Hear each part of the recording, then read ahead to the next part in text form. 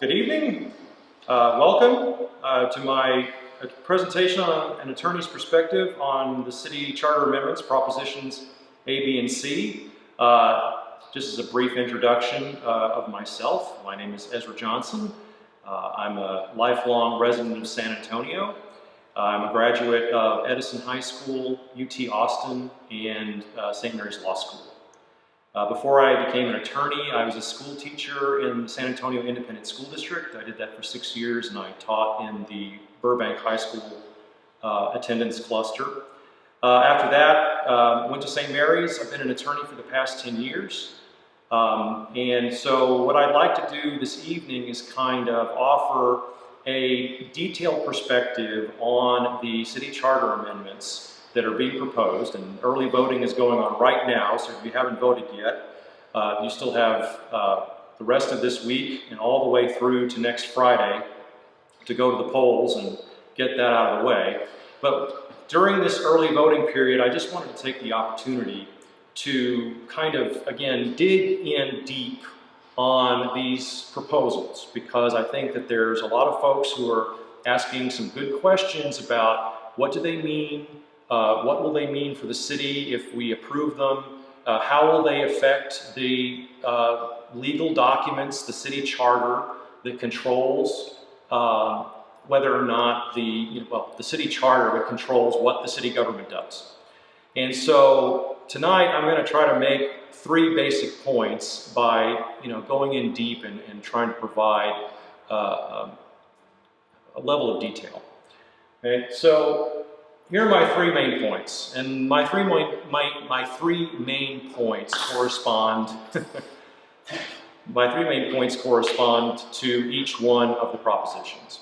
And so, for Proposition A, what I'm going to try to show this evening by going through the language in, again, pretty careful detail, is that the San Antonio City Charter is simply not designed to handle the changes that are being proposed under Proposition A. Basically, if you look at the way the city charter is structured, if there's ever a time when there are 20,000 signatures that are obtained to change a tax ordinance, the structure of the charter would cause pretty catastrophic budget crisis. And so I'm going to show you how that's going to happen with some specific examples. Proposition B, my main point on Proposition B is that Proposition B does not change what I call the balance of power between the city manager and the council, the city council, the elected representatives of the people. What I hear from folks who are in favor of Proposition B is, and I think this is, it's a legitimate concern, that perhaps the city manager under our system has obtained too much power over time and has lessened the ability for the citizens and the elected council to have the appropriate balance of power to counteract what the city manager may or may not want to do. What I'm going to show tonight, again, by walking through the city charter pretty carefully, is that the legal document that controls our city government has very clear lines of demarcation about what the council's role is and what the city manager's role is. By making the city manager a transient or a semi-transient, comparatively low pay position, that's not going to shift the power of the city manager's office over to the council. What it's going to do is it's going to shift all of that authority and all of that responsibility to the assistant city managers and the department heads that are not subject to the changes in Proposition B. So ultimately, what I'm going to show tonight is that instead of making city government more responsive to the public, Proposition B actually makes it less responsive to the public because there's less centralized control over the administration of city government. And then for my third point, my third main point is that, and again, I'm going to walk through the language very carefully, and we're going to get into the weeds a little bit about Texas law, but that's what I'm here for. That's the experience I hope to bring to this discussion, and I hope to explain carefully that under Texas law, Proposition 3 is basically unfair to the city and is probably completely unenforceable under state law. All right, so with that in mind, let's dig in. San Antonio City Charter, Article 3, Section 35. That is the section of the charter that creates the power of the people to petition the city government to overturn, potentially, an ordinance that the city government has passed. Okay, so the language of the city charter says specifically the electors, that's all of us, all the people who live in the city of San Antonio and who are eligible to vote. The elector shall have power to approve or reject any ordinance passed by the council, save one appropriating money, levying taxes, or fixing public utility rates, or any ordinance submitted by the council of its own initiative. So right now, if the citizens of San Antonio are upset about something that the city council passes and they want to see it overturned, there's a process for that. But there are certain subjects right now under the current city charter. There are certain subjects that can't be the subject of a referendum. And I think for the rest of the night, just to make it easy, instead of saying referendum and initiative, because it's going to get confusing, I'm going to say citizens veto. Okay, so when I talk about a citizen's veto, I'm talking about the referendum process. And I think it's important to mention before I move on too much further that one of the things that I think is getting confused in all of these discussions is that Proposition A only changes the referendum process in San Antonio. It does not change the recall process for our city council, and it does not change the initiative process. Well, what's the difference? What's the difference between initiative and referendum? An initiative allows the citizens to ask the city government to pass a law. It gives you a mandate to take a specific subject and either compel the city government to pass it or put it out there for a public vote. That's called initiative. Prop A doesn't have anything to do with initiative. Prop A is only about referendum. All you can do in a referendum is veto, potentially, if the citizens choose that. All a referendum can do is veto a decision that the council has made. If the council has not made a decision, Proposition A will never affect that process. Okay, so and I think that's important, and it'll become clear as we go on why that distinction really needs to be discussed in a little bit more detail. All right, I'm continuing on. This is still the existing city charter. This is still Article 3, Section 35. Right now it says within 40 days after the enactment by the council of any ordinance, which is subject to referendum, a petition signed by the qualified electors of the city equal in number to at least 10% of the electors qualified to vote at the last preceding regular municipal election may be filed requesting either the council repeal it or put it to a public vote. That's the process right now. So, this council passes a law. Folks that are upset about that can go and start collecting signatures. If they collect signatures equal to 10% of the number of registered voters for the last election, which right now would be about 69 to 70,000 people, within 40 days, then what happens is, if you get those signatures right now, any ordinance that is passed, sorry, that's an extra slide, sorry. I'll get to that slide in a minute. Basically, what happens is that if you get the right number of signatures, the law that the council passed is suspended until there's a vote. The rest of the section talking about referendum in the current city charter talks about zoning or rezoning. Right now, the city charter says that a zoning decision, an individual zoning decision by the city council is not subject to a referendum. Now, I'm going to throw a legal term out at you here and use it. the term surplusage. Surplusage in the law is language that is extra. It's language that already restates what the existing rule is and doesn't have any effect. Under Texas law, a referendum can never be used to make an individual zoning decision or overturn an individual zoning decision. That's state law. A city charter cannot change that. Okay, so if you hear somebody saying, oh, if we pass these propositions, then we're going to be able to, overturn zoning decisions, that's not correct. State law says you can't do that.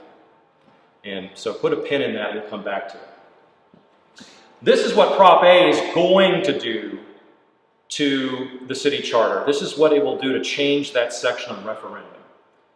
It'll just say the elector shall have the power to approve or reject at the polls any ordinance passed by the council, essentially.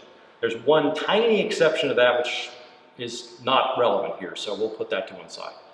Except for that one tiny exception, the new Proposition A will now allow a referendum on any ordinance passed on any subject. If it's on taxes, if it's on budget, if it's on utility rates, if they think it's about zoning, or anything else for that matter, including issues that can touch and concern public safety and public health. All of those things are now potentially subject to a referendum if Proposition A passes.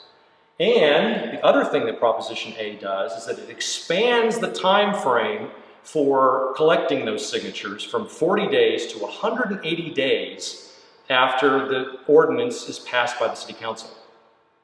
Whether the law has gone into effect, whether it's a contract, whatever it is, the new Proposition A would allow the collection of signatures out to 180 days. That's 6 months. So there could be a period of 6 months after the council passes a decision where people are kind of waiting to see what's going to happen.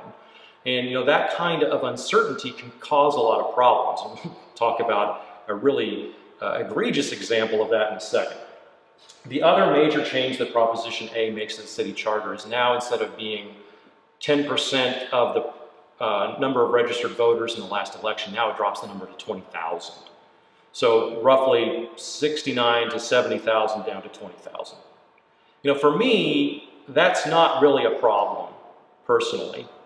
There's been a lot of back and forth about whether or not what's too many signatures, what's too few signatures. What I'm going to demonstrate tonight is that the problem that I have with Proposition A is not really so much about the number of people that are required to get these things onto the ballot. My biggest problem is the number of days that it can take, the fact that that can occur after the law or ordinance or contract has already gone into effect, and that it's wide open. There is nothing that is protected from potential problems like health, safety, welfare, tax issues, the ability of the city to fund its general operations. All of that protection is gone.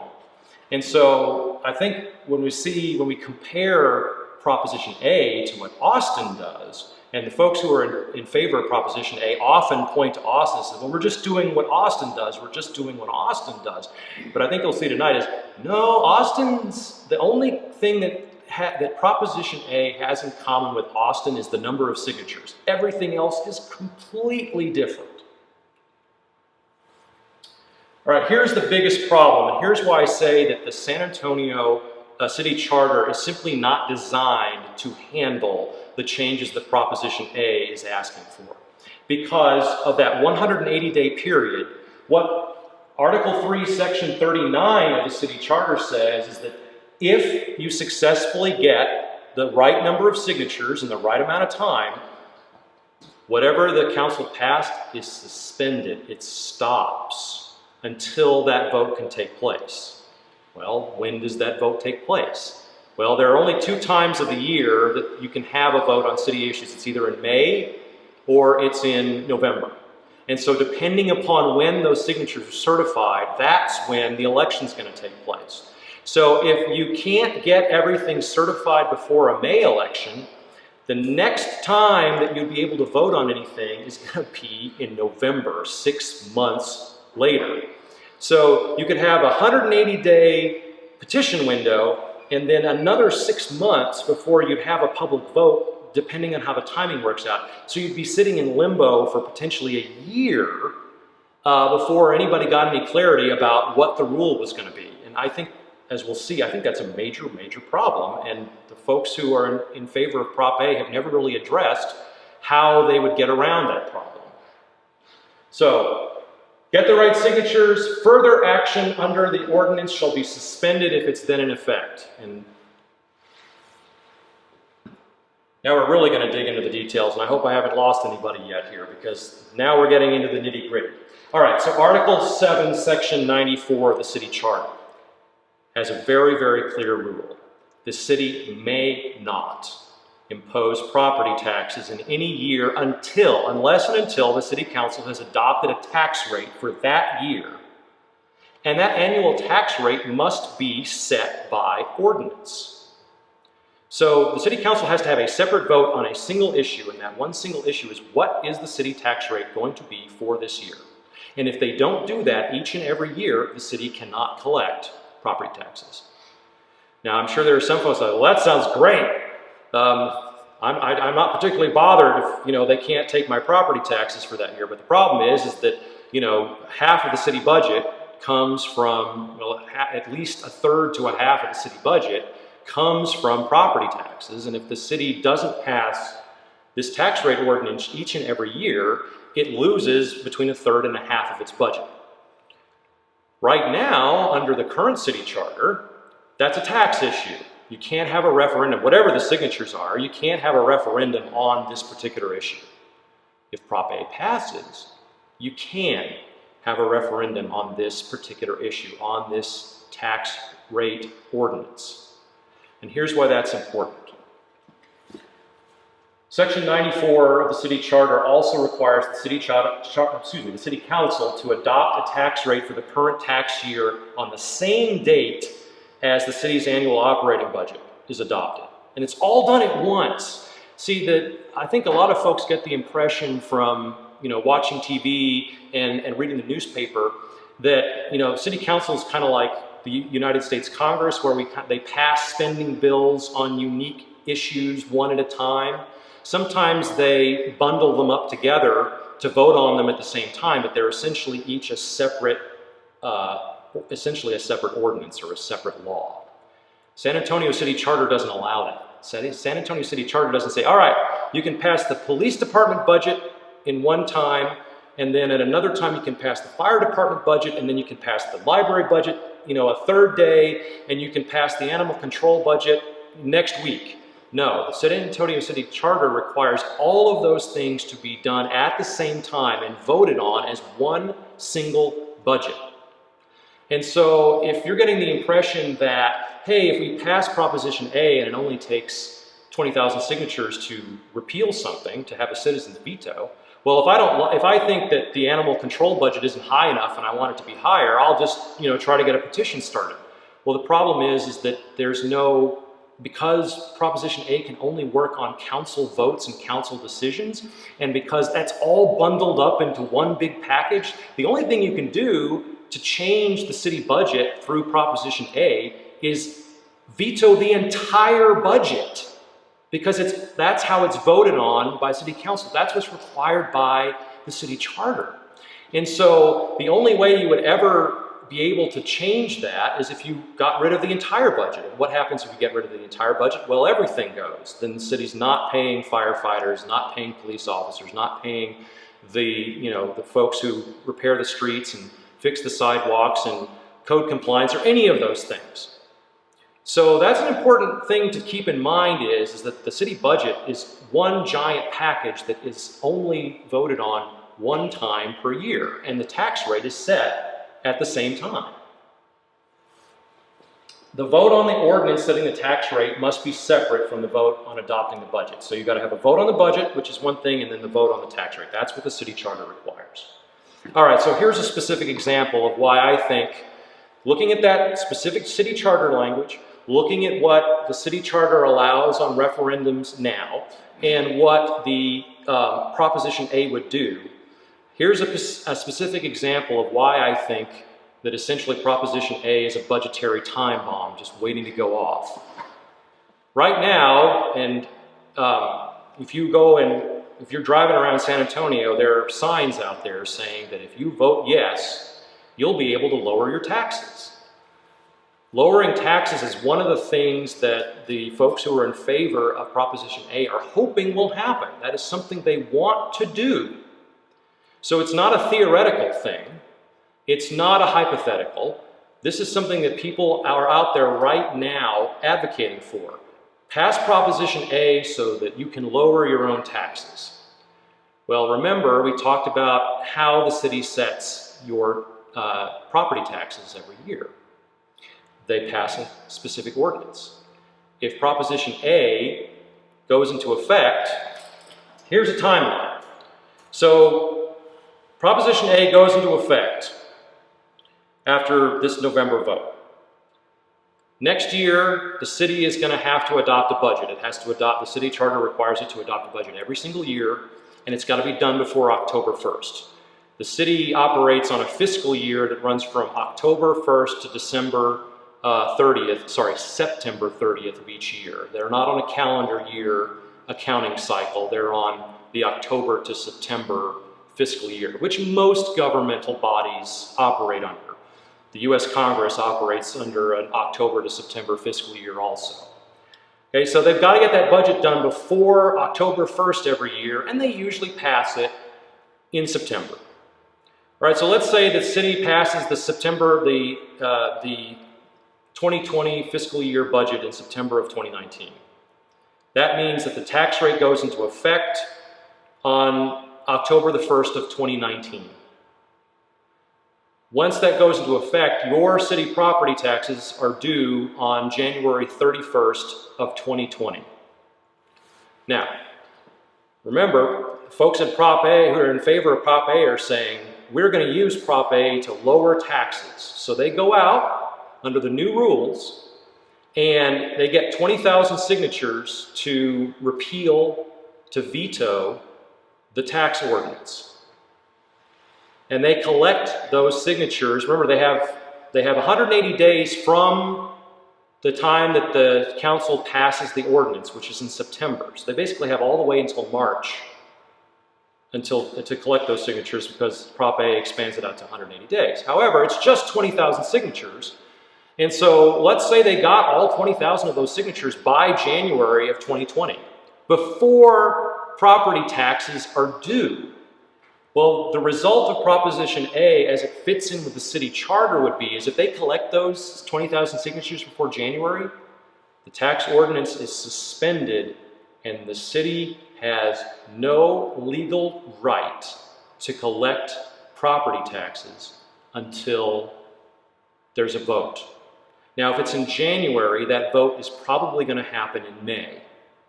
But that's still a period from January to May. That's a 5-month period where the city cannot collect any property taxes. 5 months. Think about your own budget at home. Okay? Could you go 5 months without a third of your salary? Could you go 5 months without half of your salary? You'd have to scramble to make ends meet. And so the problem, the significant problem that I have with Proposition A is that it's going to create a budgetary crisis. It's going to balloon out beyond the issue of whether you think taxes are too high or you think that, somebody who works for the city gets paid too much. Because of the structure of Proposition A, and because of the structure of the city charter, all you can do is make big, broad changes. You can't focus in like a laser and pick out the things that you don't like and keep the things you do like. All you can do is say all of it or none of it.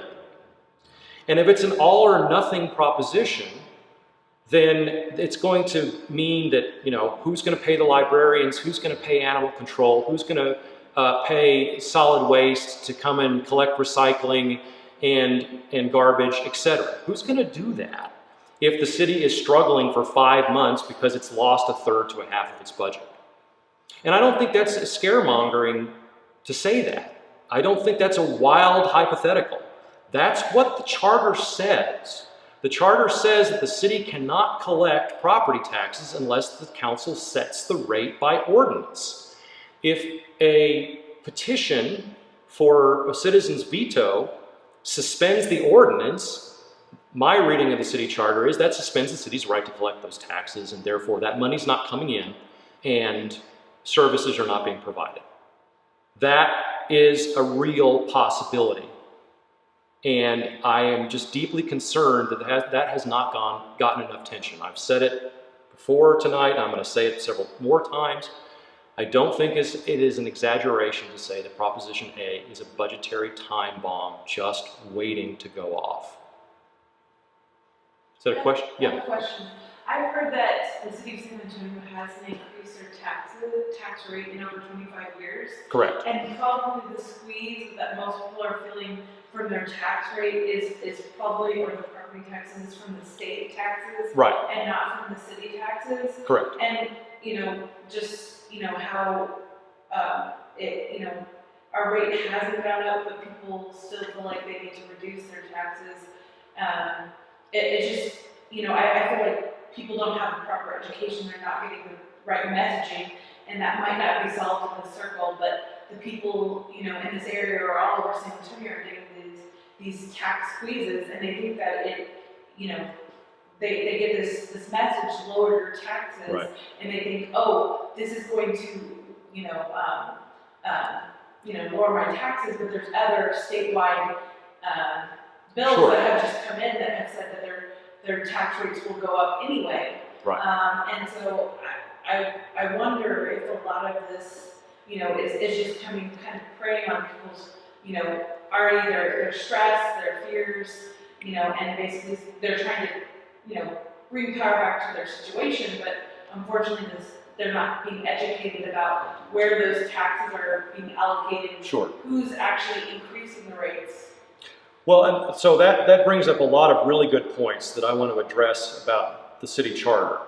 So the city charter, again, requires the council to pass a tax ordinance every single year. Even if they keep the rate the same, they can't just say, oh, we'll just keep it the same. We don't need to have another vote. It'll just carry through. City charter doesn't let you do that. You've got to affirmatively set that rate. Even if it's the same rate as last year, even if it's the same rate as the past 25 years, and to your point, the city has not, in fact, raised the tax rate in something like 25 years. But it's because it's a decision that they have to make every single year. And because the rate hasn't changed, but property values have, and it's the property values that get applied to that rate, that city council tax rate. And so if the values get higher, then the percentage that the city imposes is going to be a bigger dollar figure because the values got higher. The city doesn't set those values, the county sets those values, and the state has rules about how the county is supposed to set those values. So yeah, the perception is, as in a number of dollars, that your taxes are going up. And so even if the city keeps the rate at the same level, they're still going to get potentially punished by a petition under Prop A, which now can go after tax issues. Because the taxes still went, the public perception is the number went up even if the rate didn't change. And so people are going to be gung-ho, it's like, my taxes went up again, I'll sign that petition, sure, I want to repeal that tax ordinance. But if you do that, then under our city charter, which doesn't get changed by Prop A, you'd have to make a whole bunch of additional changes to the city charter to make Proposition A work if that happened, because the rate got suspended and the city's right to collect those taxes got suspended until maybe 5 months or longer, depending upon what the timing of the timing of the certification petition. So that's a great point. And what I'm trying to point out is that no matter what the council does, even if they lower the tax rate, and people say, well, that's not enough. Because what will happen is, and the council has to do this sometimes, the state has a rule that says that if the amount of the total dollars goes up by more than 8% year over year, they have to either reduce the tax rate or they have to put it to a public referendum if people want it. And so there is a cap essentially on what the council can do, but there could be a circumstance, especially now when we've got so many people moving to town, where the city could actually cut the rate and your tax bill would still be higher because your value went up more than the rate would account for. And so your taxes would be raised even though the council dropped the rate. And so people might still be upset and still go and get those 20,000 signatures and basically cause that same kind of budgetary time bomb that I'm talking about. Yeah? I guess my second concern with this is term limits for city council are 2 years. And if we tie their hands for 6 months to a year and they've been elected democratically, we're basically saying for half their term that they are ineffective. That's, I had not even thought of that, and that is an excellent, excellent point. So each term for the city council is 2 years, depending upon the timing of what Prop A would allow, 180 days to collect the signatures, and then potentially another 6 months before you had an election, potentially.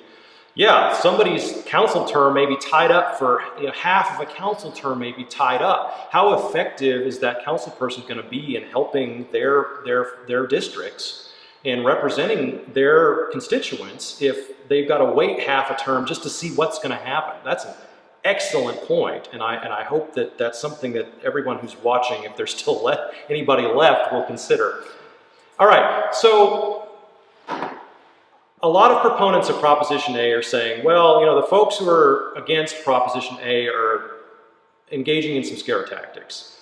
Austin has a provision that says that 20,000 signatures are enough to take something to a vote. Austin's doing great. Austin is booming. It's not, cats and dogs are not falling from the sky in Austin. So all this gloom and doom about what Prop A will do if it passes, just look at Austin. Austin's got a similar provision. Well, I hope to point out this evening that Austin's provision on referendum, although it does have a 20,000 person signature threshold, is very, very, very different in very important ways than Proposition A. Remember, my budgetary time bomb scenario occurs because there's nothing that prevents a referendum on a tax issue. Nothing. Austin doesn't allow a referendum on tax or budget issues. They don't allow it. And they do it in a two-step process. So on the screen, what I have here is the Article 4, Section 1 of the Austin City Charter, which says, the people of the city reserve the power of direct legislation by initiative. Remember we talked about the difference between initiative and referendum? And in the exercise of such power, the citizens may propose any ordinance not in conflict with this charter, the state constitution, or the state laws, except an ordinance appropriating money or authorizing the levy of taxes. And so then when you go and look at Article 4, Section 2, which is Austin's referendum rule, it says the people reserve the power to approve or reject any legislation enacted by the council, which is subject to the initiative process. But as I just showed, budget and taxes are not subject to Austin's initiative process, which means that budget and taxes are not subject to the referendum process either. So Austin doesn't have this problem that I've just outlined. Austin did not embed a time bomb into its charter because it doesn't allow referendum on tax and budget matters. Proposition A would allow referenda on budget and tax matters and cause the problem that I mentioned by going through the rest of the charter language. Also, another very important distinction under the Austin rule is that a referendum cannot affect an ordinance which is enacted for the immediate preservation of the public peace, health, or safety. So you can't use the referendum process in Austin to to affect issues of health, safety, police protection, EMS, fire, trash collection. That would be a health issue. Okay, so Prop A doesn't have any of that in it. Prop A is everything, essentially everything. It makes no exceptions for public health, public safety, or public peace. And I think that's an important distinction. And finally, the other thing about Austin's ordinance referendum requirement is so important is that they have essentially an open-ended referendum period, how long you can gather the signatures. No, it's not 40 days or 60 days. It's basically you have to collect the signatures before the law or the ordinance or the contract goes into effect.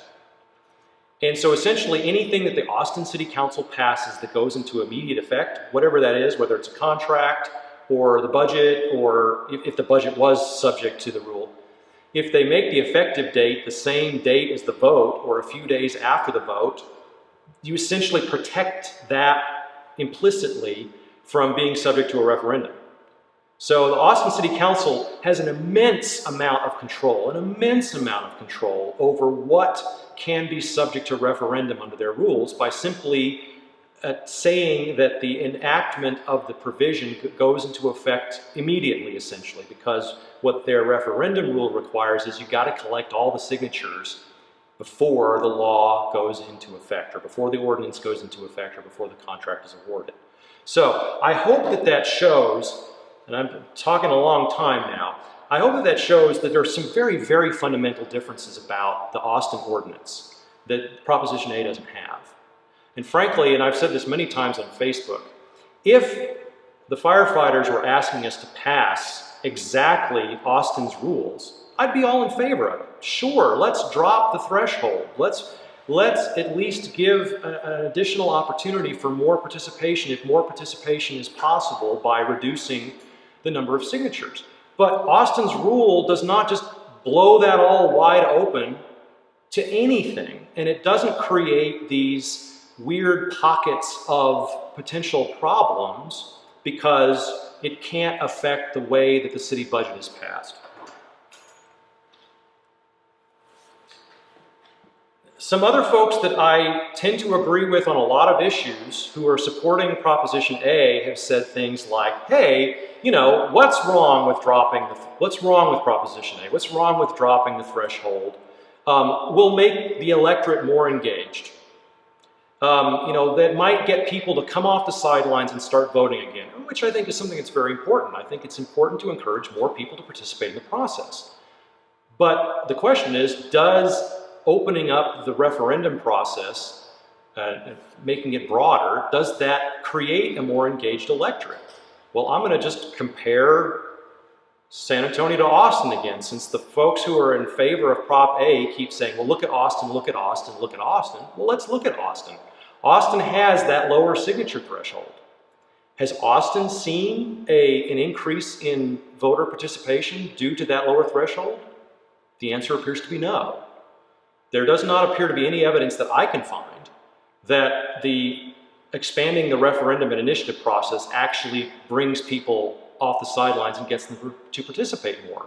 And that's a problem because remember, the fewer people that vote have different interests perhaps than the broader population at large. And so if you create this broader referendum process without actually bringing any new people into that process, you're just going to have the same people that are making all the decisions now are simply making all the decisions through another venue.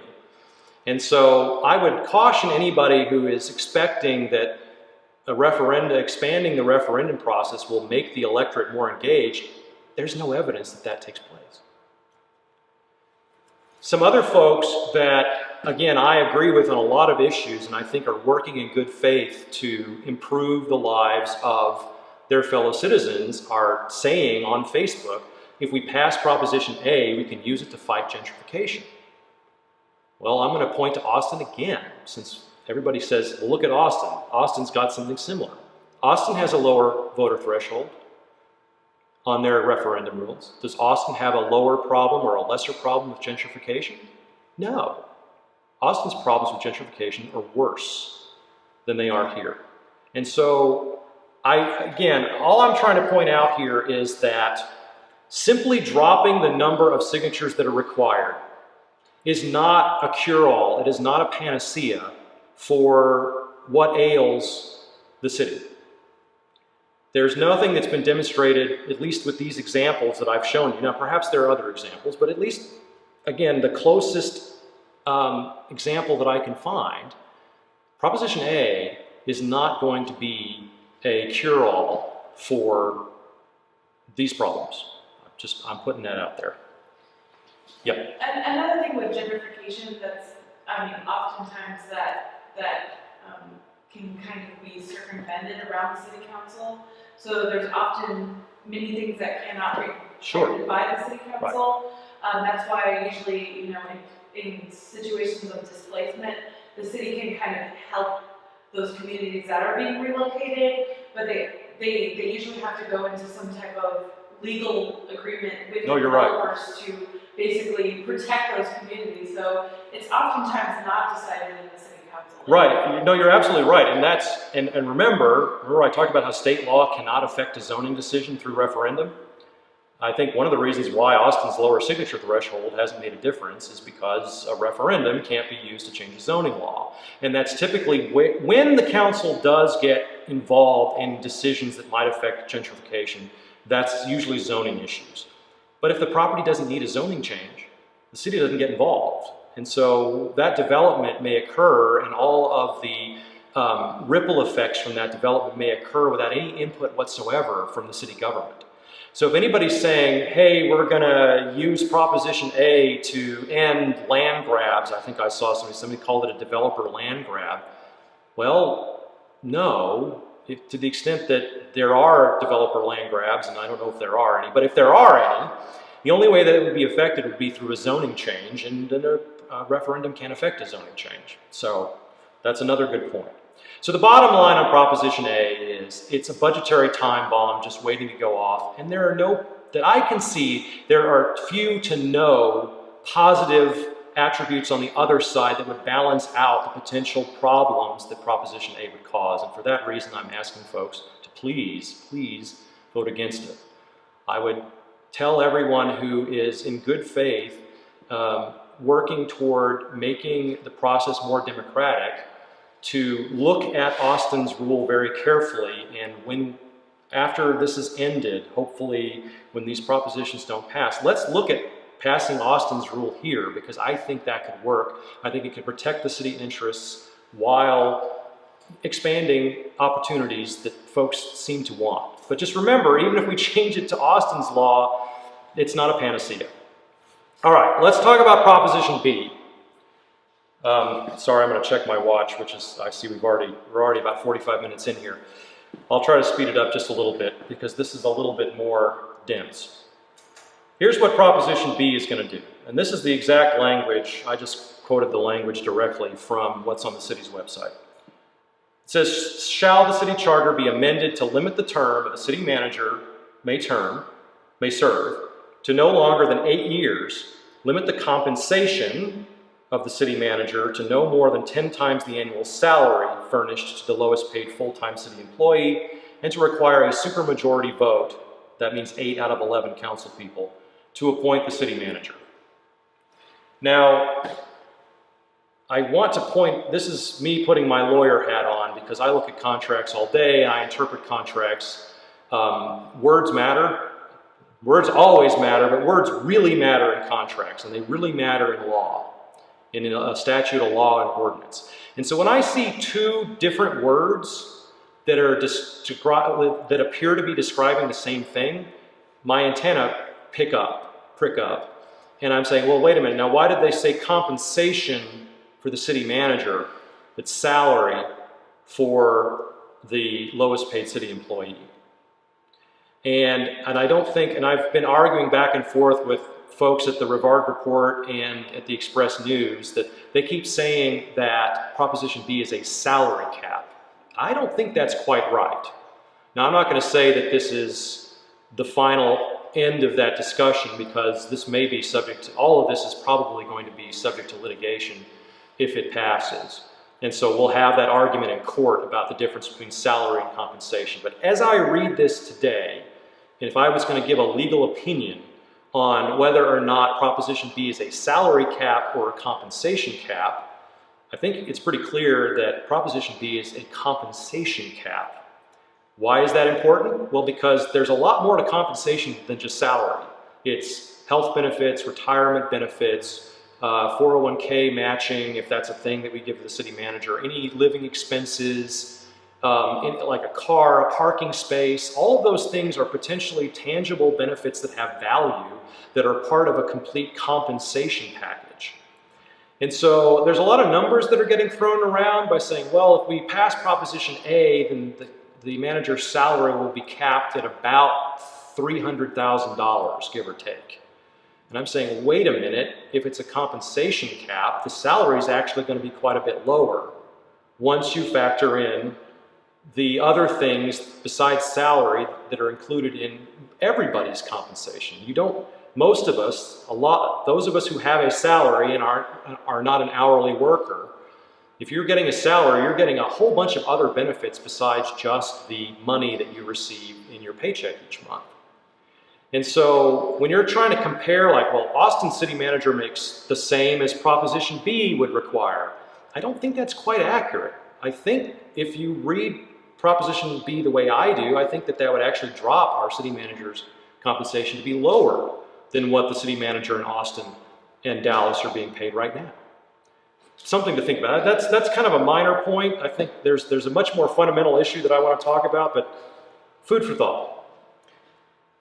All right, so again, folks that I agree with on a lot of issues have a concern, and I don't think it's an invalid concern, that the city manager, if the city manager is in office, is hired under a contract for a long enough period of time, that amount of time allows them to amass too much power, and it allows them to basically bully the elected city council. And what I hope to show by walking you through what the duties are of the manager under the charter, I think what you'll see is that that's not the structure of our government.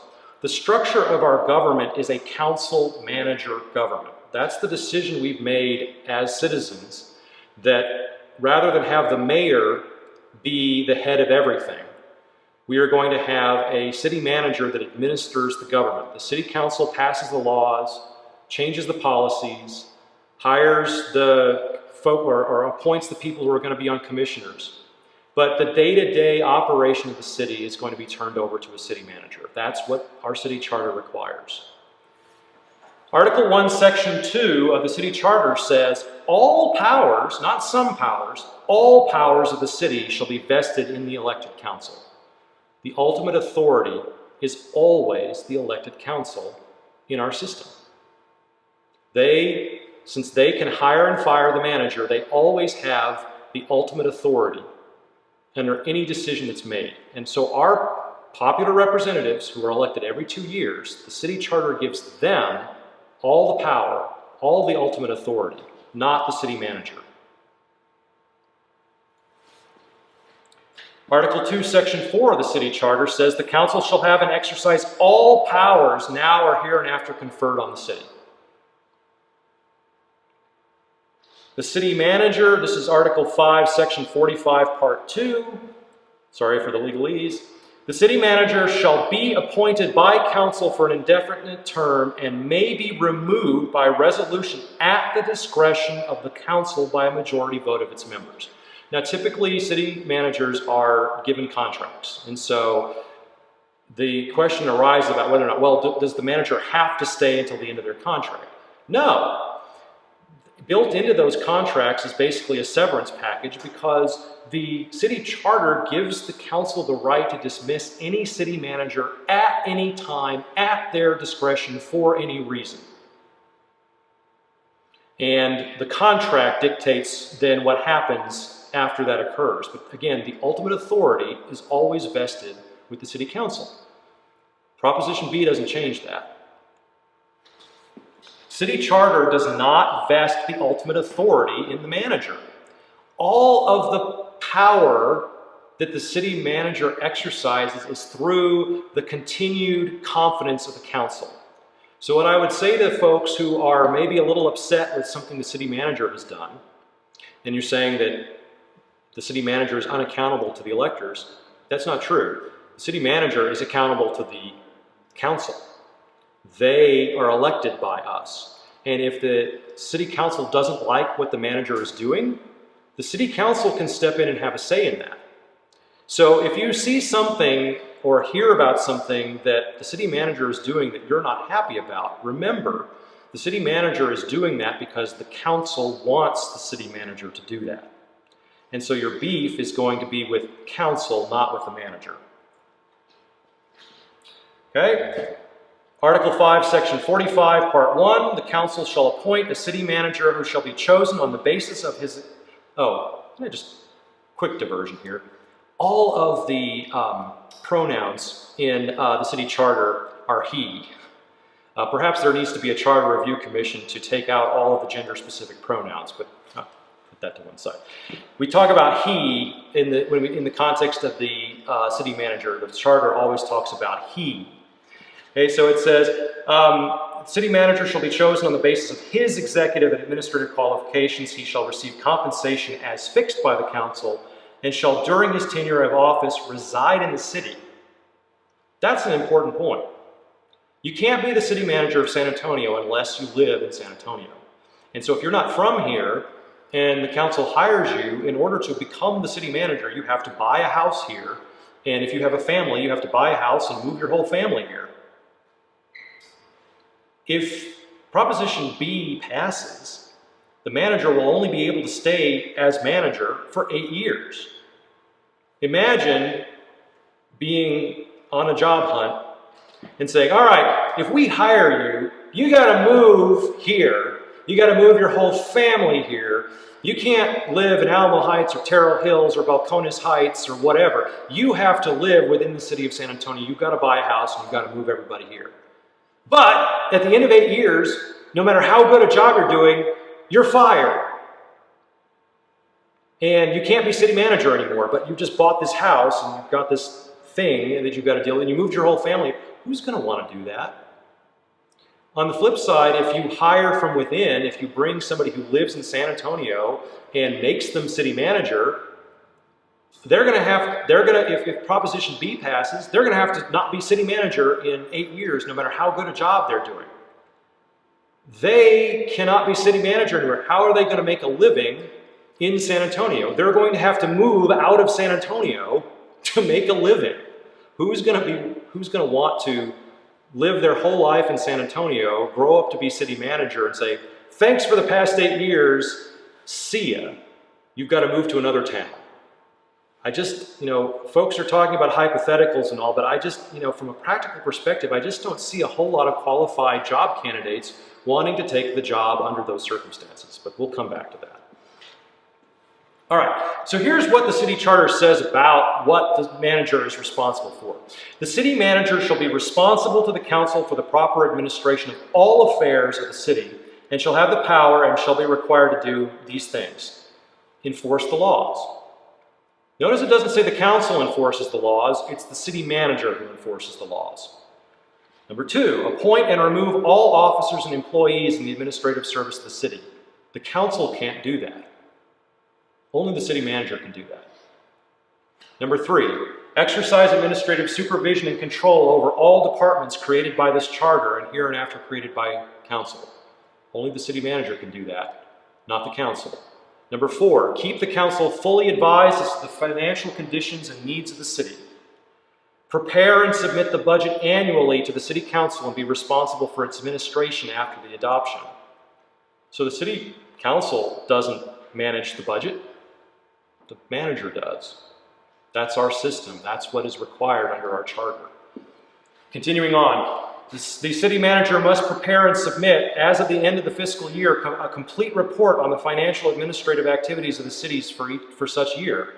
And again, council can't do that under the charter. Only the manager can do that.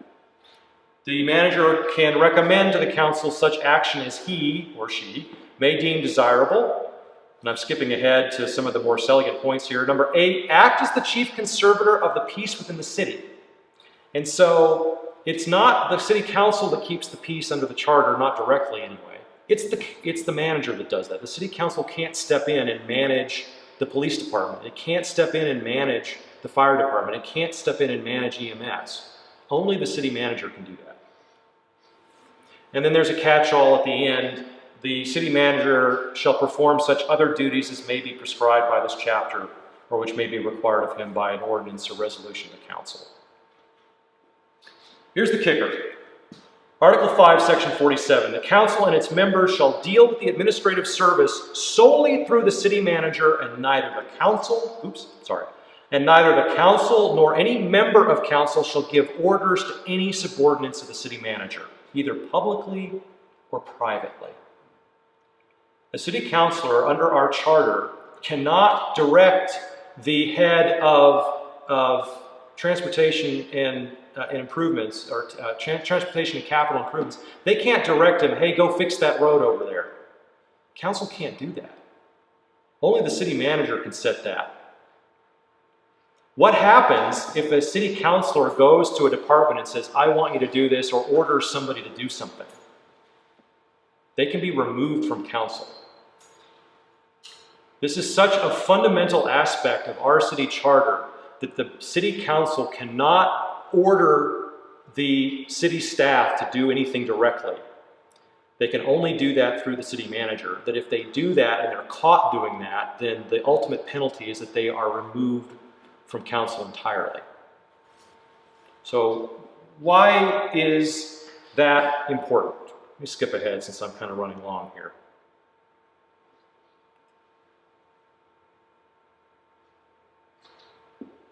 Because everything must be under the supervision of the city manager, and because this council cannot, by law, dictate or order anybody to do anything. All they can do is set the policy and the manager runs it. What does Proposition B actually do if the only person who might want to accept the position because of the lower pay and the limited term, what does that mean under this system where the city can only dictate policy, but it's the manager that actually has to run the city?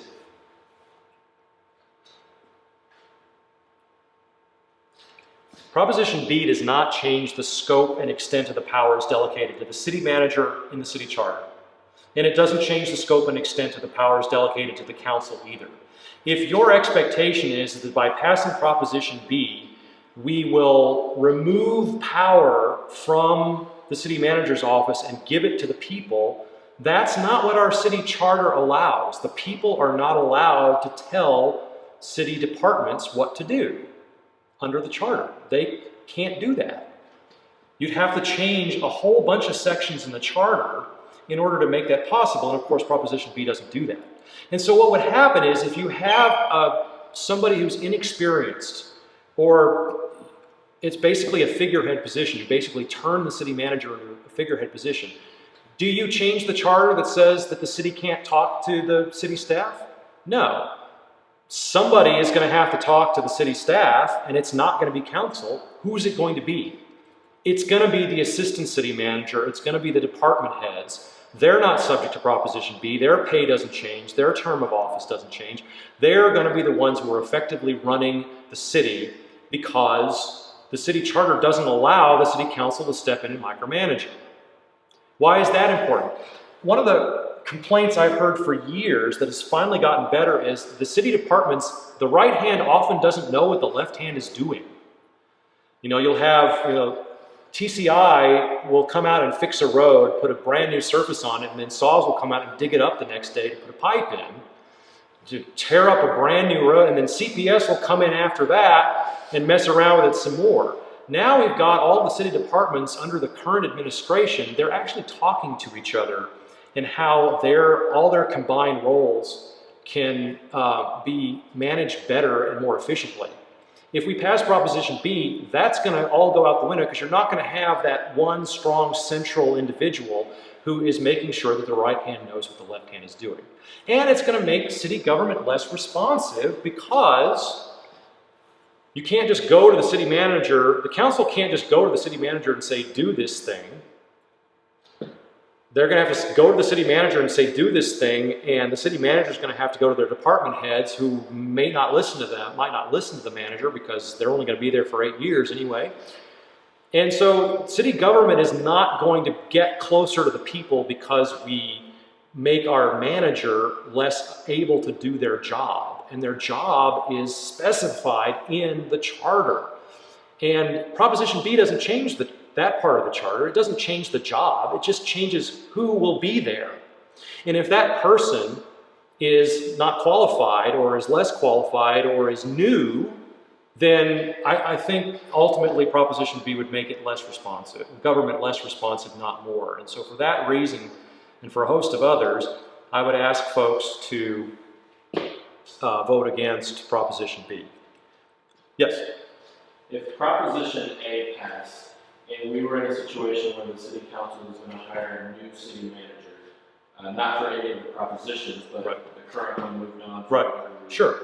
Could signatures be collected and the citizens' veto be attempted on the new contract with the new city manager? Absolutely, yes. And so what do you think that would do to the administration of the city? Well, I mean, so right now the city charter does not provide for an interim city manager. It just really doesn't. It's kind of an. I think it's a bit of a hole in the structure needs to be fixed. I think on that. So if you have no city manager and the council elects or decides to appoint somebody as city manager, and then there's a proposition, an initiative, and a referendum. So if they get the 20,000 signatures, then that contract is suspended. And if that person had already started working by then, they have to stop. Well, I guess they can still be city manager if they want to, but they have no official power and they don't have the right to collect a salary. And then you have to wait for an election to confirm them. So you might not have a city manager, and the charter doesn't really provide for what happens when there isn't one. It seems like that would also politicize the position of city manager, because then you're basically running to be city manager on the next ballot under the referendum. That's a great point and something I hadn't considered. Now I'm thinking that when somebody's brand spanking new, unless they've got like an extensive prior record, it's going to be hard to gauge at the beginning whether or not a city manager is good or bad when the contract first goes into effect. But, you know, if there's a contract term, maybe it's not the individual that people have a problem with. Maybe it's a term or provision of their contract that they don't like. You have the same problem. And so that's a good point. You'd be politicizing the position either way.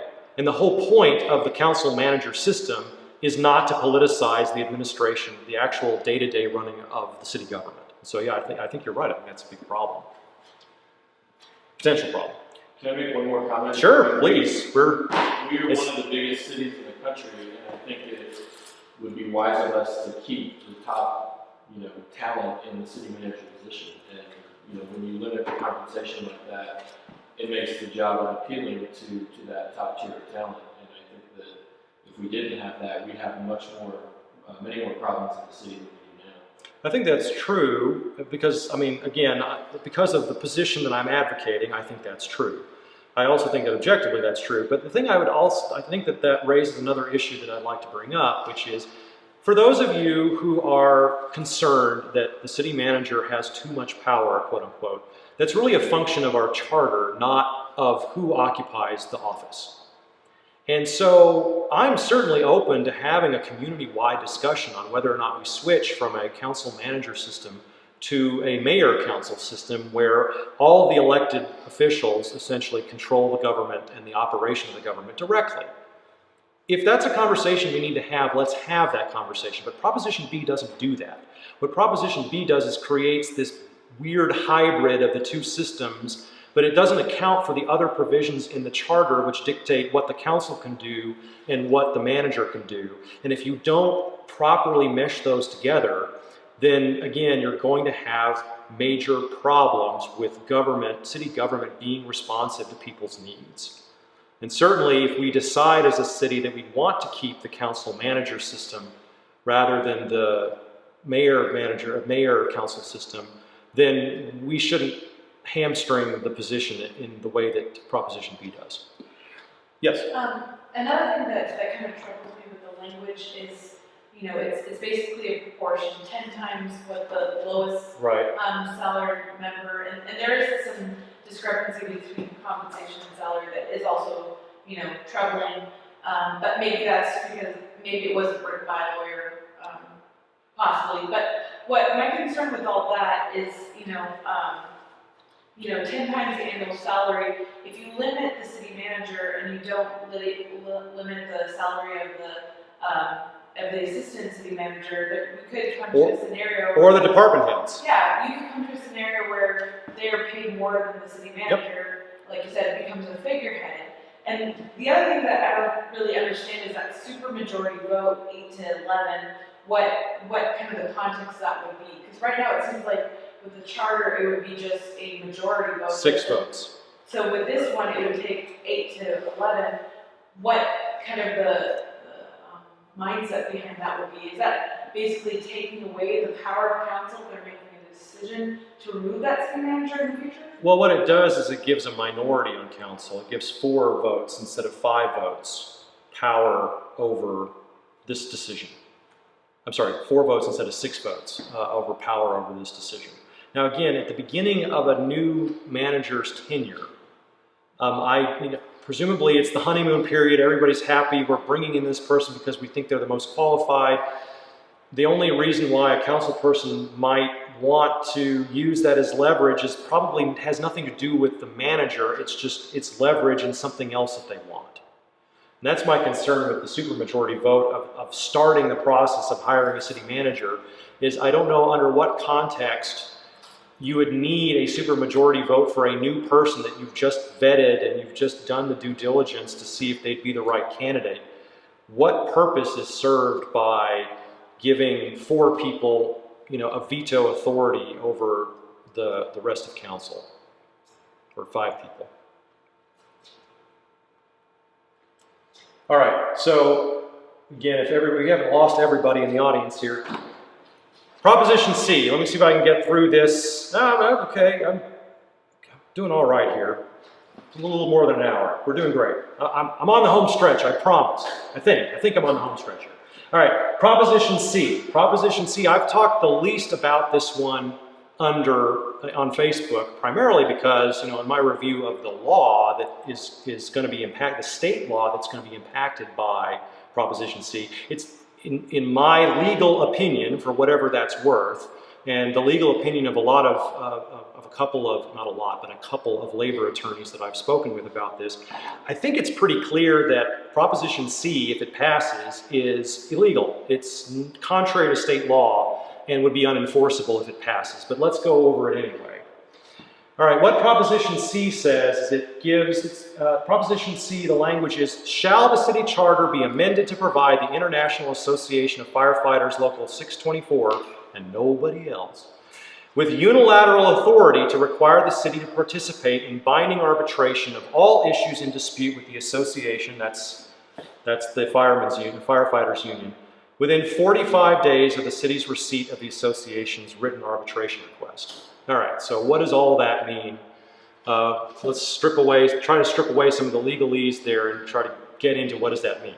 Well, to understand what that means, we've got to look at Chapter 174 of the Texas Local Government Code. And basically what Chapter 174 of the Local Government Code is, it's the state law that gives police and firefighters, and just police and firefighters, that's, I guess, an issue for another time, but the law gives police and firefighters unions the right to collectively bargain with the cities that they work for. And the reason the Texas legislature has put down a set of rules about how the city and the police and fire unions are supposed to negotiate in collective bargaining. And this is the law, the Chapter 174, this is the law that gives them that right. Without Chapter 174, there's no obligation on the part of the city of San Antonio to collectively bargain with anybody. So when the fire union says that they want to collectively bargain with the city, and I believe in collective bargaining, I support collective bargaining. I think collective bargaining is the biggest factor, the thing that levels the playing field when workers are trying to negotiate salary and working conditions with their employers. I think it's important in the private sector, and I think it's important in the public sector too. But there can be there is always such a thing as too much of a good thing. And that's my biggest concern about Proposition C. Before you get into whether it's legal or not, my biggest concern about Proposition C is, does it go too far? Instead of leveling the playing field, does Proposition C give one side or the other an unfair advantage? And so to analyze that, let's kind of walk through Section 174. 174.021 says that a city, that's a political subdivision that employs firefighters, shall provide those employees with compensation and other conditions of employment that are substantially equal to compensation and other conditions, and there's a whole lot of blah, blah, blah, blah, blah on this slide, but I'll just do the TLDR. Okay, too long didn't read is Chapter 174, the state law requires firefighters to be paid based on the prevailing wages in the local private sector for jobs that require similar training and experience. That's what the law requires, and that's what they collectively bargain on. Their right to collectively bargain is to bargain over this specific issue, is whether or not their salary and working conditions and benefits are comparable to the local private sector for jobs that require similar training and experience. And that can be difficult. I mean, I'm not exactly sure what civilian position is similar to being a firefighter, and I've never been a firefighter, and I've only ever had one friend who was a firefighter, and I've never asked him this question. So what the law looks at in terms of what is a similar training and experience, I think that's an open question a little bit, but that's what the law says. That's what the requirement is. That's what the city is supposed to do. They're supposed to look at what is comparable in the private sector for the same training and experience. Now, when you're collectively bargaining, the law tries to give equal rights to the city and to the firefighters. And one of those rules is mediation. Basically, if you're locking heads on your negotiations and you can't negotiate all the terms of your contract, and you reach a point where it's like both sides are digging in their heels and nothing is happening, the statute, section 174.151, has a mediation provision where you can go and take your disputes to a mediator. Now, the problem, though, this is a problem with the law, not with the city and not with our firefighters union. The problem with the law is all the mediator can do is recommend or suggest to the parties any proposal or procedure that in the mediator's judgment might lead to a settlement. And one of the complaints that the firefighters have made, and I think it's kind of a valid complaint, is that the mediation process is basically pointless. And the way the statute sets it up, it really kind of is. But that's not the end of the story. If mediation doesn't work, if negotiation doesn't work, if the parties reach what is called an impasse, where there's just been no movement for 60 days, then one side or the other can declare an impasse. The city can declare an impasse, or the firefighters can declare an impasse, or both can. What happens when the parties declare an impasse? They can ask for an arbitration board to be appointed, but the statute requires them to agree to the arbitration board, to go to the arbitration board in writing. It has to be in writing.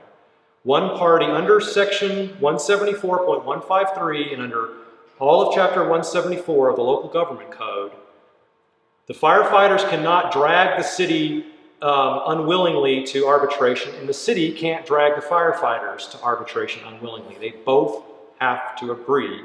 The statute does not give either side the right to arbitration if they don't both agree, and they don't both agree in writing. Not just calling you up and saying, you want to do this? Yeah, it's got to be in writing.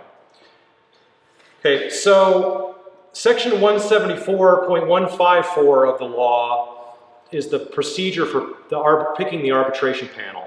And I'll give you another TLDR on that, which is basically, it's 3 arbitrators. It's a panel of 3.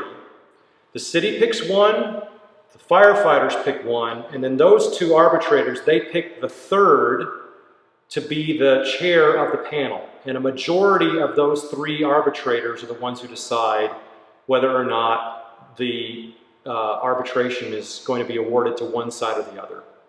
And of course, it can be unanimous, but it takes two out of those three to award or to dictate the contract to one side or to dictate the contract to the other side. The only thing that can be arbitrated are the issues that are actually in dispute. All the stuff that everybody agrees on, that's not the subject of arbitration. It's only the specific discrete issues that the parties have said we can't agree on these issues, and that's what's preventing us from reaching an agreement. Okay, the arbitration board can hear evidence, can subpoena witnesses, can order discovery. They can treat it as much like a regular trial as the arbitrators want to, or they can treat it like just a bunch of friends sitting around a table arguing. That's up to the arbitration board about how they want to do that. Now, I point out to everybody, though, that the firefighters' contract over many years basically impacts hundreds of millions of dollars. I guarantee you that in a contract that is going to cover hundreds of millions of dollars, you're going to have both sides represented by attorneys. Both sides are going to be wanting discovery. They're going to be wanting a full and complete record of evidence for the arbitration board's decision, because the only ability to appeal from the arbitration board's decision, if they award the contract to the city, if they say the city is the prevailing party and the firefighters have to accept the city's terms, or if the arbitrators say, nope, we're going to make the city accept the firefighters' terms, whichever side doesn't like the result, the only thing they can do to appeal that decision and get it overturned is if it's not supported by competent material and substantial evidence on the whole record. And again, in my legal experience, if the only way that I can turn over a decision is based on the evidence in the record, I'm going to spend a lot of time and a lot of effort, and I'm going to jump up and down and make sure there's enough evidence in the record to go and address that at a later time. Why do I say all that? Well, here's why. Because a lot of folks are saying, hey, arbitration is cheaper than going to court. We've had all of this issue with the city suing the firefighters and all of that stuff, and I just want to say, as an aside, I didn't agree with that decision either. I don't think the city should have taken the bargaining position it did. And because it took the bargaining position it did with the litigation, with the lawsuit, I think it's in part created some of the confusion over what Prop C actually does. Prop C, though, has nothing to do with what the city has done in the past or what the firefighters have done in the past. It's mostly about the future. And so the idea that in the future, if we pass Prop C, if the firefighters in the city are arguing this strongly that it'll save money, it won't. The lawyers are going to ask for the same level of detail that they would have asked for in a lawsuit. And they're going to appeal it just as strongly as they would have in a lawsuit. It's not going, again, I'm just putting this out there that in my experience as an attorney, arbitration is not necessarily automatically cheaper. And I also want to point out that this kind of arbitration is not the kind of arbitration that you hear about on the news or that you see in your contract when you get a new iPhone or when you update your operating system on your phone. This is not the same kind of arbitration. Okay? This is a different thing altogether, and it's a matter of state law. So if anybody's out there comparing arbitration for your phone versus arbitration for a firefighter's contract, just tell them that those are two different kinds of arbitration. All right, so the statute requires both sides to agree to arbitration before you can get to that binding place, before you can get a binding decision in arbitration. Both sides have to agree. Well, what if the city is negotiating in bad faith? What if the city refuses to go to arbitration, even though from an objective standpoint, there's an impasse that's been reached, and it needs to go to an arbitrator? The city can't just sit forever on its hands and say, nope, not going to arbitrate, not going to arbitrate, not going to arbitrate.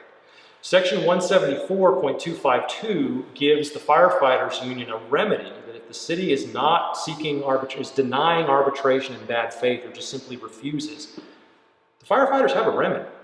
And that remedy is to sue the city in court and argue that the city is in violation of section 174.021. That's what the firefighters can do. Now, here's the thing though. The firefighters talk a lot about how the contract has been in dispute for 5 whole years. You'll recall that the impasse language says you can declare an impasse. Go back here. You can declare an impasse after 61 days.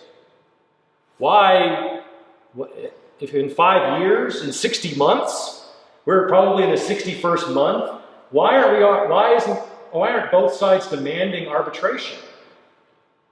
The firefighters union has never, in 5 years, and I confirmed this, I called around and checked, and I think this is right, I think I'm telling the truth on this. Firefighters union has never declared an impasse in 5 years, and has never asked for arbitration in 5 years. Why not? I think I know the reason why. And the reason is embedded in the law. Because their only remedy for asking the city to arbitrate it if the city refuses is to get the court to enforce the provisions of section 174.021. What is 174.021? That's the section that requires the city to pay firefighters salary and benefits that are commensurate with what is in the local prevailing wage based on training and experience. That's the only thing the firefighters can complain about in court if the city won't arbitrate under the current rules. This article came out in the Express News last weekend. And according to the Express News' analysis, the median salary, and just as an aside, for statistical purpose, a median number is considered to be a more reliable measure than an average number. The median salary of San Antonio firefighters, including all overtime and special pay, is $135,165 per year. Now, of course, it's a median, which means some firefighters make less than that and some make more. But the median is $135,165. Now remember, that number under the law, under Chapter 174, has to be compared against the local prevailing wage in the community. Well, in San Antonio, the only number I could find that was official from the Census Department, and I've got the source here that was reported in departmentofnumbers.com, which is not the Census Department, but that's where they got the numbers. The median household income in San Antonio, not salary, not individual salaries, but the individual household income in San Antonio is $56,105. So the average household is, a household is usually considered to be more than one person living in the same house. I think I'm getting that right. So firefighters' individual median salary for one firefighter is $135,165, whereas the household income for San Antonio is $56,105. That's the prevailing number that their contract is going to be compared against in court.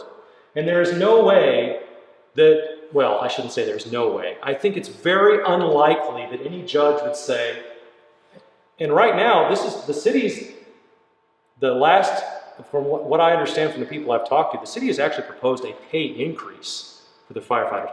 This number is based on what the firefighters are currently making under their old contract. The city has proposed a salary increase for our fire department, and as they should. And I don't mean to imply by this number by saying that firefighters make too much or that we should reduce their salary. I'm just saying that they're already making almost 3 times the median household income for the whole city. And so I think it's extremely unlikely that any judge would say that that is not the prevailing wage, and that based on training and experience. Essentially, the union has to concede that if they were to press for arbitration and the city refused, a judge would not give them what they want, which is more than the salary increase that the city has requested. Yes? And, this is for first responders and, I can understand the difficulty of trying to compare private sector to, Right. A city government. But how do like other first responder salaries correspond to this? Lower. They're lower? Are they? Firefighters and median, I think it's the same article in the Express News as October the 19th in the Express News. I've got, when this all gets spliced together, I think with the slides, you'll see the source.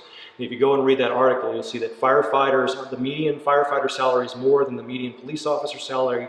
Now, EMS is kind of tied in with the firefighters in our system, so EMS and fire are, I believe, compared together. So if you just look at fire and EMS and police, fire gets more on median than the police do.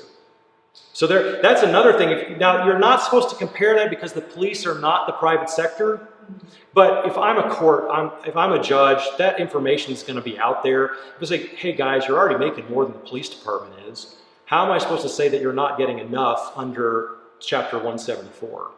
It's a hard decision to make. Well, the reason why I asked that is because this language is specific to the firefighters. Correct. And if a law is supposed to be good, it should apply, to it more broadly than just to one specific set of first responders, especially if they're at the top. You would think that it would, they would want to pull other first responders up with them, or make them, kind of on the same level as them at least. Well, let's put a pin in that. And I think that's a good point, but I think you've hit on something that's going to be relevant to the next point that I'd like to make. Because the question then becomes, well, why didn't the police officers union dig in the way that the firefighters have? Why? Because the police officers did eventually settle with the city, and there is a current contract with them. Why didn't they try to do the same thing? Why didn't the San Antonio Police Department try to get something like this arbitration, this binding arbitration through unilateral request? Well, the reason is because 174 is the law that gives the police and the fire unions the right to collectively bargain. If it's not applicable, if that law doesn't apply, then the city doesn't have to recognize their collective bargaining rights. And so either all of the law applies to collective bargaining or none of it does.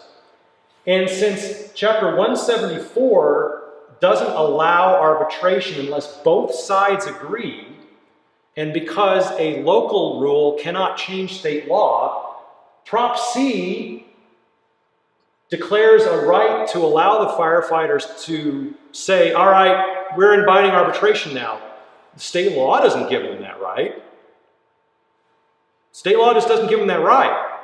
They can declare it all day long, but that's not what the law allows. And I don't want to try to pit police against fire, but I think the firefighters, the police union recognized that this kind of very extreme tactic of trying to do this through a proposition was ultimately going to be fruitless because the law doesn't allow that. You'd have to go and change state law to make it so that you could have a unilateral declaration on one side or the other for binding arbitration.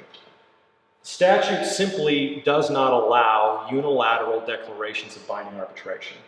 And it has a rule in it. There's embedded in the language of Chapter 174 of the Texas Local Government Code says that this chapter preempts all contrary local ordinances, executive orders, legislation, or rules adopted by a home rule municipality. So Prop C is going to be something that's adopted by a home rule municipality in their charter. You can't do that under Chapter 174. Now again, that is probably, if Proposition C does pass, I'm almost sure that the city attorney's office has probably already typed up the lawsuit and is ready to file it the very next day, because in my legal opinion, for whatever that's worth, in the opinion of a couple of other labeler attorneys that I've talked to, Prop C is a clear violation of Chapter 174. And if Prop C is a violation of 174, it's not enforceable. So, for all the reasons that I've cited, the bottom line on Proposition C is that it tramples on the vested rights of the city in collective bargaining under state law. And for that reason, it's probably unenforceable. So, I want to thank you for sticking with me this long, this slog through all the legal ins and outs of the city charter and state law, but I think you'll see, and I hope that you will see in the way that I've tried to demonstrate my concerns through looking at the language. I'm really trying to get away from the food fighting among the various sides about whether or not this is better for people or that is better for people. I'm simply trying to look at the language, and hopefully you'll be able to do the same thing as I did, walk through it with me, and see that Proposition A creates major problems, not because of who benefits or who doesn't benefit, but because it doesn't fit within the framework of our city charter. I hope that you will see that Proposition B doesn't work, not because we are trying to manage the interaction between the city manager and the council, but because the city charter simply doesn't allow for there to be any crossing of the streams between what the manager can do and what the council can do. And finally, in walking through Chapter 174 of the Texas Local Government Code, I hope you have seen that Proposition C is not fair to the city because it changes the bargaining position of the two parties, and it's probably not allowed under state law. So thank you so much for taking the time to listen to me, and I've tried to make this as objective as possible, but I have a certain bias and a certain position, and so I'm asking everyone to please, if you have not gone out and voted, please go vote, and please vote against Proposition A, B, and C. Does anybody have any questions before we go? You covered a lot. All right, I think I've covered more than anybody would ever have wished for. Thank you all and good night.